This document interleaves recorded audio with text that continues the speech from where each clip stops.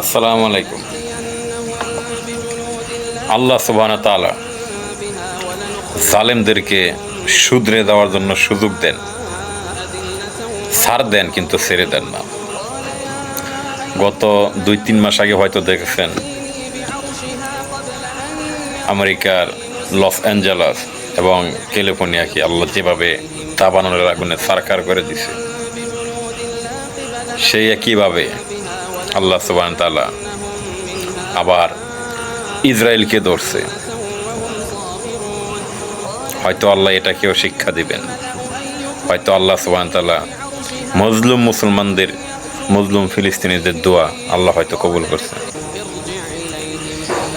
এটা দেখে বাকি জালিম যারা আছে, নরেন্দ্র মোদী যে জুলুম করতেছে কাশ্মীরের মুসলমানদের উপর, এটা দেখে শিক্ষা নেওয়া দরকার।